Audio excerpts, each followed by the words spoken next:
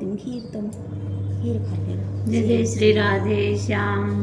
श्री सत्यनारायण व्रत कथा प्रारंभ। महामुनि व्यास जी ने कहा, बहुत समय पहले नेमिसारण्य तीर्थ में सोनकादिक 88,000 ऋषियों ने पुराण वेता श्री सुत जी से पूछा, हे सुत जी, इस कलयुग में वेद विद्या रहित मानवों को ईश्वर भक्ति किस प्रकार मिलेगी और उनका उद्धार कैसे होगा। हे मुनि श्रेष्ठ, ऐसा कोई व्रत तथा तप बताइए जिसके करने से थोड़े ही समय में पुण्य प्राप्त हो तथा मन वांछित फल भी मिले। ऐसी कथा सुनने की हमारी बहुत इच्छा है। इस प्रश्न पर शास्त्रों के ज्ञाता श्री सुत जी ने कहा, हे वैष्णवों में पूज्य, आप सभी ने प्राणियों के हित एवं कल्याण की बात पूछी है। अब मैं उस श्रेष्ठ व्रत को आप लोगों से कहूँगा जिसे मुनि श्रेष्ठ नारद जी ने श्री लक्ष्मी नारायण भगवान से पूछा था और श्री लक्ष्मी नारायण भगवान ने मुनि श्रेष्ठ नारद जी को बताया था। आप सभी श्रोतागण यह कथा ध्यान से सुने। मुनि श्रेष्ठ नारद दूसरों के कल्याण हेतु सभी लोकों में घूमते हुए एक समय मृत्यु लोक में आ पहुँचे।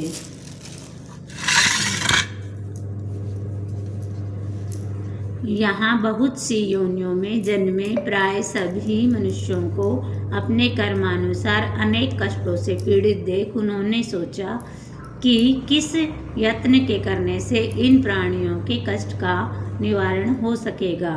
मन में ऐसा विचार कर श्री नारद विष्णु लोक गए। वहाँ श्वेत वर्ण और 4 भुजाओं वाले देवों के इस नारायण, जिनके हाथ में चक्र, शंख, गदा और पद्म थे तथा वरमाला पहने हुए थे, को देखकर उनकी स्तुति करने लगे। नारद जी ने कहा, हे भगवान, आप अति शक्तिवान हैं। मन और वाणी भी आपको नहीं पा सकती।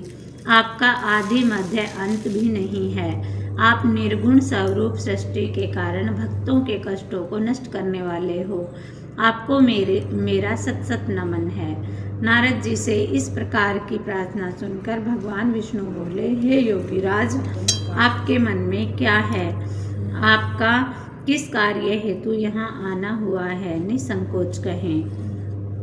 तब मुनि श्रेष्ठ नारद ने कहा, मृत्यु लोक में सब मनुष्य अपने अनेक योनियों में पैदा हुए हैं, अपने अपने कर्मों द्वारा अनेक प्रकार के कष्टों के कारण दुखी हैं। हे स्वामी, यदि आप मुझ पर दया करते हैं तो बताइए कि उन मनुष्यों के सब कष्ट थोड़े से ही प्रियतन से किस प्रकार दूर हो सकते हैं। मेरे भी निकाल दिया तो कटे ही ना। ले काट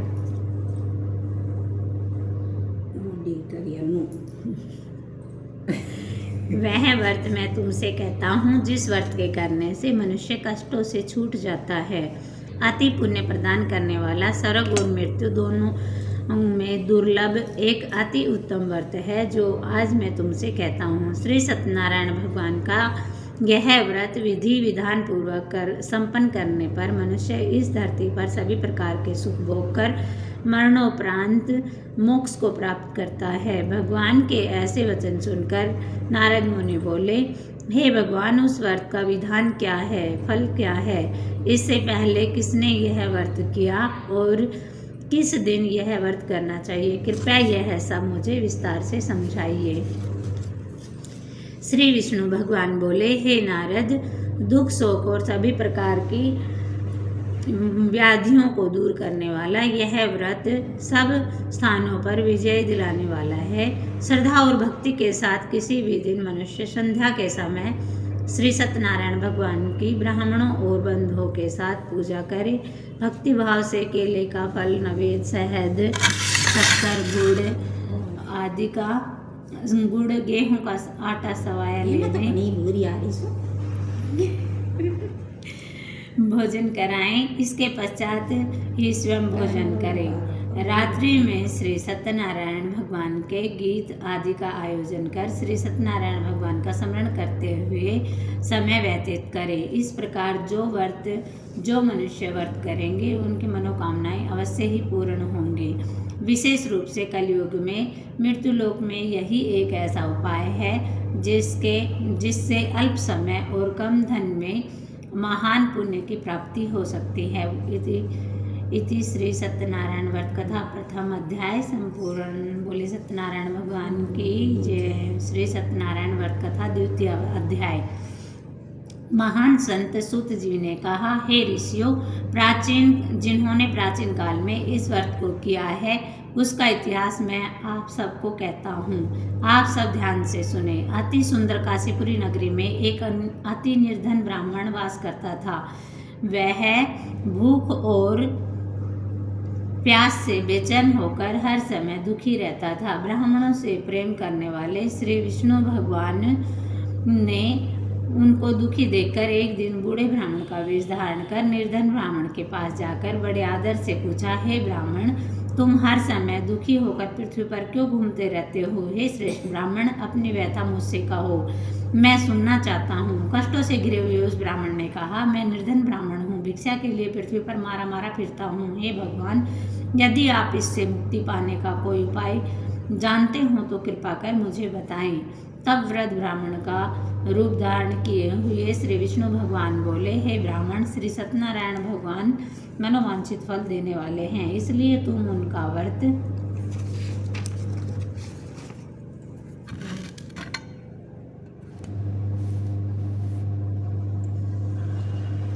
विधि पूर्वक पूजन करो, जिसके करने से मनुष्य सब दुखों से मुक्त हो जाता है। दरिद्र ब्राह्मण को व्रत का संपूर्ण विधान बतलाकर बूढ़े ब्राह्मण का रूप धरे श्री सत्यनारायण भगवान अंतर्ध्यान हो गए। वृद्ध ब्राह्मण ने जिस व्रत को बतलाया है मैं उसको अवश्य विधि विधान सहित करूँगा, ऐसा निश्चय कर वह दरिद्र ब्राह्मण घर चला गया। परंतु रात को उस ब्राह्मण को नींद नहीं आई। अगले दिन वह जल्दी उठा और श्री सत्यनारायण भगवान का व्रत करने का निश्चय किया।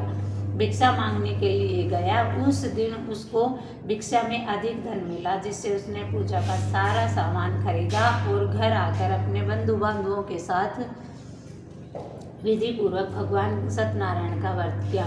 इसके करने से वह गरीब ब्राह्मण सब कष्टों से छूटकर अति धनवान हो गया। उस समय से वह ब्राह्मण हर मास व्रत करने लगा। सत्यनारायण भगवान के व्रत को जो शास्त्र विधि के अनुसार श्रद्धा पूर्वक करेगा वह सब कष्टों से छूटकर मोक्ष प्राप्त करेगा। जो भी मनुष्य श्री सत्यनारायण भगवान का व्रत करेगा वह सब कष्टों से छूट जाएगा। इस तरह नारद जी से श्री सत्यनारायण भगवान का कहा हुआ यह व्रत मैंने तुमसे कहा। हे श्रेष्ठ ब्राह्मणों, अब आप और क्या सुनना चाहते हैं मुझे कहें।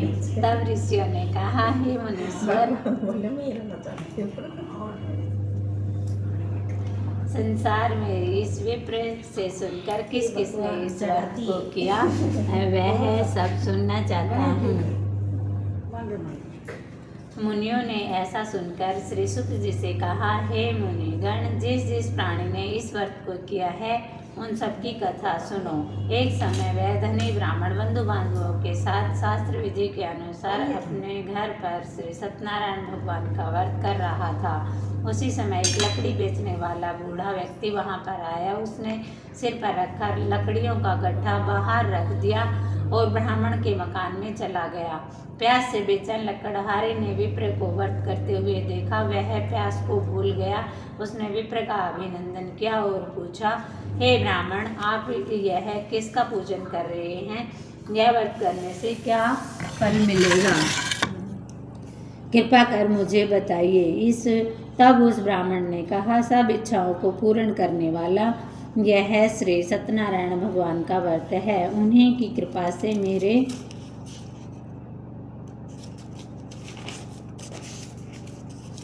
यहाँ धन और ऐश्वर्य का आगमन हुआ है। ब्राह्मण के इस व्रत के बारे में जानकर वह लकड़हारा अत्यंत प्रसन्न हुआ।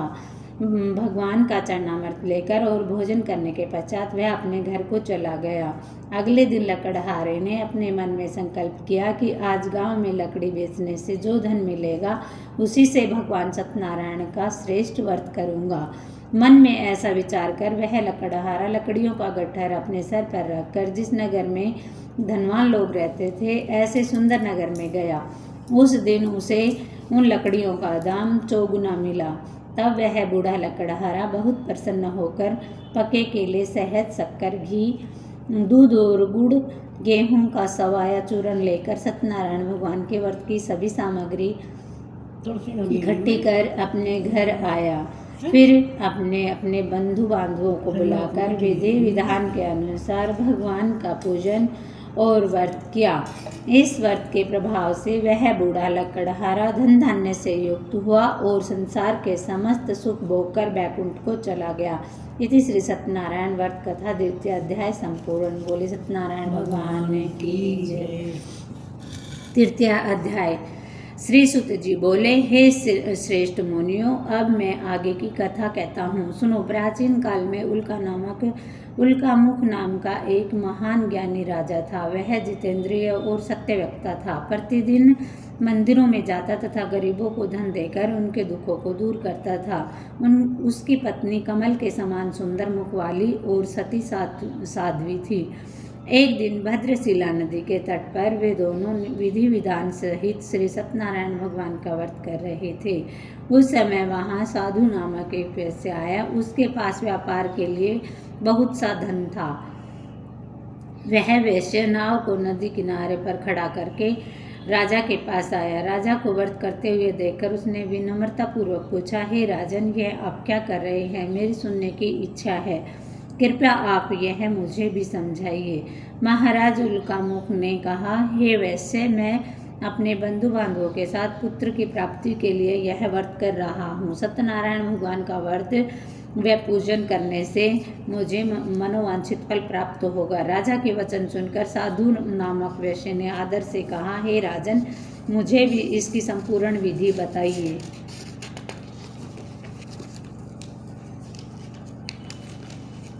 मैं भी आपके कहे अनुसार इस व्रत को करूँगा। मेरे भी कोई संतान नहीं है। मुझे विश्वास है इस उत्तम व्रत को करने से मुझे भी अवश्य ही संतान की प्राप्ति होगी।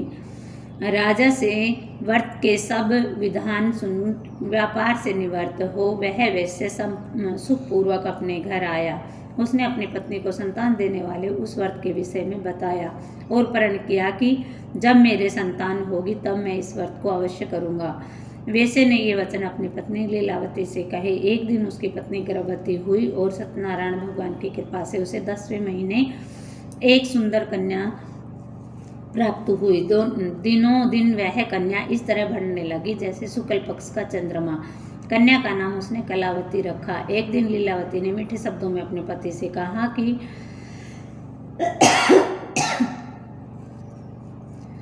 जो भगवान का व्रत करने का संकल्प किया था वह आप पूरा करो। वैश्य ने कहा, हे वे प्रिय, मैं कलावती के विवाह पर उस व्रत को करूँगा। इस प्रकार अपनी पत्नी को आश्वासन देकर वह व्यापार के लिए विदेश चला गया। कलावती पितृगृह में वृद्धि को प्राप्त हो रही थी। लौटने पर साधु ने जब नगर में सखियों के साथ अपनी पुत्री को देखा तो उसने उसके विवाह के बारे में सोचा। तब उसने एक दूत को बुलाकर कहा कि उसकी पुत्री के लिए कोई सुयोग्य वर देख कर लाओ। दूत साधु रामक उस वैश्य की आज्ञा पाकर कंचन नगर पहुंचा और देखभाल करके एक वैश्य कन्या के लिए सुंदर सुयोग्य वर ले आया। उस सुयोग्य लड़के के साथ साधु नामक वैश्य ने अपने बंधु बांधवों सहित प्रसन्नचित होकर अपनी पुत्री का विवाह कर दिया। दुर्भाग्य से वह विवाह के समय भी उस व्रत को करना भूल गया। इस पर श्री भगवान अत्यंत क्रोधित हो गए। उन्होंने वैश्य को श्राप दिया कि तुम्हें दारुण दुख प्राप्त हो। एक समय अपने कार्य में कुशल वह वैश्य अपने दामाद सहित नावों का बेड़ा लेकर व्यापार करने के लिए सागर के समीप स्थित रतनसारपुर नगर में गया। रतनसारपुर में चंद्रकेतु नामक राजा राज करता था। दोनों ससुर जमाई चंद्रकेतु राजा के उस नगर में व्यापार करने लगे। एक दिन भगवान सत्यनारायण की माया से प्रेरित एक चोर राजा चंद्रकेतु का धन चुराकर भाग गया। राजा के दूतों को अपने पीछे से तेजी से आते देखकर चोर घबराकर राजा के धन को उस वेश्या की नाव में चुपचाप रख कर चले गए जहाँ वे ससुर जमाई ठहरे हुए थे और भाग गया। जब राजदूतों ने उस वेश्या के पास राजा के धन को रखा देखा तो उन्होंने उन ससुर दामाद को ही चोर समझा। वे उन ससुर दामाद दोनों को बांध कर ले गए और राजा के समीप जाकर बोले, आपका धन चुराने वाले ये 2 चोर हम पकड़ कर लाए हैं, देखकर आज्ञा दें। तब राजा ने उस वेश्या की बात बिना सुने ही उन्हें कारागार में डालने की आज्ञा दे दी। इस प्रकार राजा की आज्ञा से उनको कारावास में डाल दिया गया और उनका सारा धन छीन लिया गया। सत्यनारायण भगवान के श्राप के कारण उस वेश्या की पत्नी लीलावती व पुत्र कलावती भी घर में बहुत दुखी रहने लगी। उनका सारा धन चोर चुरा कर ले गए। मानसिक व शारीरिक पीड़ा तथा भूख प्यास से अति दुखी हो भोजन की आस में कलावती एक ब्राह्मण के घर गई। उसने ब्राह्मण को श्री सत्यनारायण भगवान का व्रत विधि पूर्वक करते देखा। उसने कथा सुनी और श्रद्धापूर्वक प्रसाद ग्रहण कर रात को घर आई। माता ने कलावती से पूछा, हे पुत्री, तू अब तक कहाँ रही? मैं तेरे लिए बहुत चिंतित थी। माता के शब्द सुन कलावती बोली, हे माता, मैंने एक ब्राह्मण के घर श्री सत्यनारायण भगवान का व्रत होते देखा है और मेरी भी उत्तम व्रत करने की इच्छा है। माता ने कन्या के वचन सुनकर सत्यनारायण भगवान के पूजन की तैयारी की। उसने बंधु बांधवों सहित सत्यनारायण भगवान का पूजन और व्रत किया और वह वर मांगा कि मेरे पति और दामाद शीघ्र ही लौटे। साथ ही विनती की कि हे प्रभु, अगर हमसे कोई भूल हुई हो तो उस अपराध को क्षमा करे। सत्यनारायण भगवान उस व्रत से प्रसन्न हो गए। उन्होंने राजा चंद्रकेतु को स्वप्न में दर्शन देकर कहा, हे राजन, जिन 2 वेश्यों को तुमने बंदे बनाकर रखा है उन्हें तुरंत छोड़ दो, वरना मैं तुम्हारा सारा राज्य नष्ट कर दूंगा। राजा से ऐसे वचन कहकर भगवान अंतर्ध्यान हो गए। प्रातःकाल राजा चंद्रकेतु ने दरबार में सबको अपना सपन सुनाया और सैनिकों को आज्ञा दी कि दोनों वेश्यों को कैद से मुक्त कर दरबार में ले आओ। दोनों वेश्यों ने आते ही राजा को प्रणाम किया। राजा ने कोमल वचनों से कहा, हे महानुभाव, तुम्हें अज्ञानतावश ऐसे कठिन दुख प्राप्त हुआ है, अब तुम्हें कोई भय नहीं है, तुम मुक्त हो। ऐसा कहकर राजा ने उनको नए नए वस्त्र आभूषण दिए और जितना धन लिया था उससे 2 गुना लौटाकर आदर सहित उन्हें विदा किया। दोनों वैसे अपने घर को चल दिए। इति श्री सत्यनारायण व्रत कथा 3 अध्याय संपूर्ण। 4 अध्याय। बोले सत्यनारायण भगवान की जय। सूत जी ने कहा, आगे की कथा सुनो। वैसे ने यात्रा आरंभ की और अपने नगर की ओर चला। उसने थोड़ी दूर आगे बैठने पर दंडी वेशधारी श्री सत्यनारायण भगवान ने उनकी परीक्षा लेने हेतु उनसे पूछा, हे वेश्य, तेरी नाव में क्या भरा है?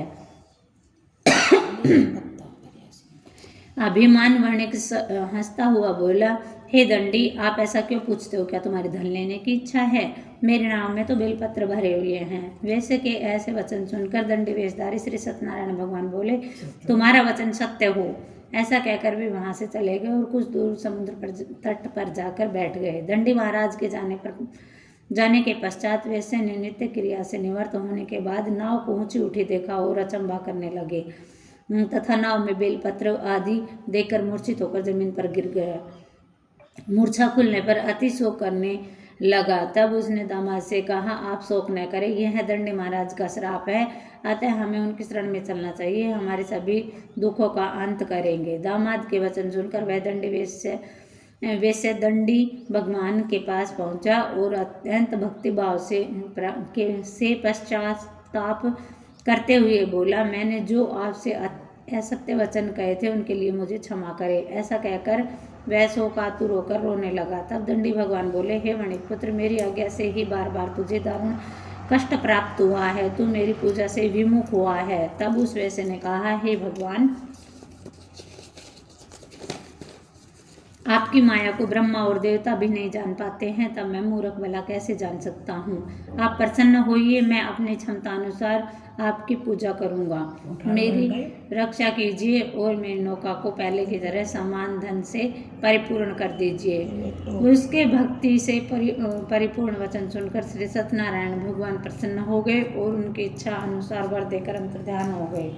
तब ससुर और जमाई दोनों नाव पर आकर पाया कि नाव में धन परिपूर्ण था। फिर वह विधि विधान से भगवान सत्यनारायण का पूजन कर साथियों सहित अपने नगर को चला। जब वह अपने नगर के निकट पहुंचा तब उसने एक दूत को अपने घर भेजा। दूत ने साधु नामक वैश्य के घर जाकर उसकी पत्नी को समाचार सुनाया कि उसके पति और जमाता इस नगर के समीप आ गए हैं। लीलावती और उसकी कन्या कलावती उस समय भगवान का पूजन कर रही थी।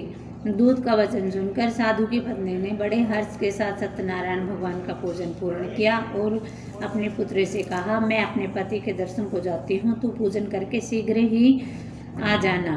परंतु कलावती पूजन और प्रसाद छोड़कर अपने पति के दर्शन के लिए चली गई। पूजन और प्रसाद की अवज्ञा के कारण भगवान सत्यनारायण रुष्ट हो गए और उनके पति को नाव सहित पानी में डुबो दिया। कलावती अपने पति को न पाकर रोती हुई जमीन पर गिर पड़ी। नौका को डूबा हुआ तथा कन्या को रोती हुई देख साधु नामक वैसे द्रवित हो बोला, हे प्रभु, मुझसे या मेरे परिवार से कोई अज्ञानतावश अपराध हुआ है तो उसे क्षमा करें। उसके ऐसे वचन सुनकर सत्यदेव भगवान प्रसन्न हो गए। आकाशवाणी हुई, हे वैश्य, तेरी पुत्री मेरा प्रसाद छोड़कर आई है, इसलिए उसका पति अदृश्य हुआ है। यदि वह घर जाकर प्रसाद ग्रहण कर लौटे तो उसका पति अवश्य मिलेगा। आकाशवाणी सुनकर कलावती ने घर पहुंचकर प्रसाद ग्रहण किया और फिर आकर अपने पति को पूर्ण रूप से में पाकर वह अति प्रसन्न हुई और उसने अपने पति के दर्शन किए। तत्पश्चात साधु वैश्य ने वहीं बंधु बांधवों सहित सत्यदेव का विधि पूर्वक पूजन किया और समय समय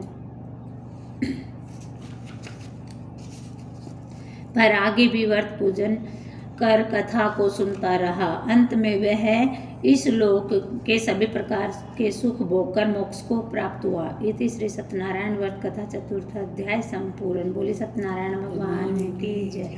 पंचम अध्याय।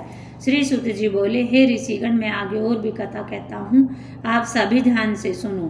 सदा प्रजा के लिए चिंतित तुंगध्वज नाम का एक राजा था। उसने भगवान सत्यनारायण का प्रसाद त्याग कर बहुत कष्ट पाया।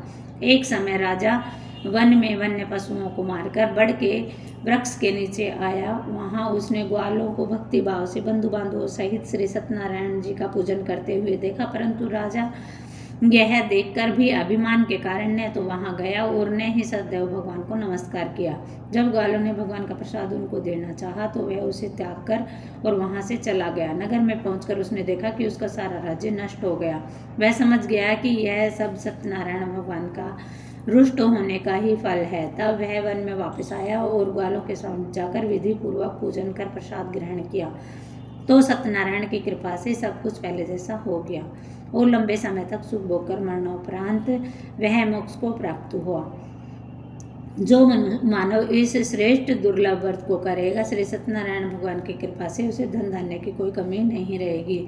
निर्धन धनी और बंधनों से मुक्त होकर निर्भय हो जाता है। संतानहीन को संतान प्राप्त हो जाती है और सब इच्छाएं पूर्ण कर अंत में वह वैकुंठ को जाता है। अब उनके बारे में भी जानिए जिन्होंने पहले इस व्रत को किया, साथ ही उनके दूसरे जन्म की भी कथाएं सुनिए। सतानंद नामक वृद्ध ब्राह्मण ने सुदामा के रूप में जन्म लेकर श्री कृष्ण की भक्ति एवं सेवा से वैकुंठ प्राप्त किया। उल्कामुख नामक महाराज राजा दशरथ बने और श्री रंगनाथ का पूजन कर मोक्ष को प्राप्त हुए। साधु नाम के वैश्य ने धर्मात्मा सत्य प्रतिज्ञा राजा मूर्धध्वज बनकर अपने पुत्र को आर्य से चीरकर वैकुंठ धाम को प्राप्त किया। महाराज तुंगध्वज स्वयंभू मनु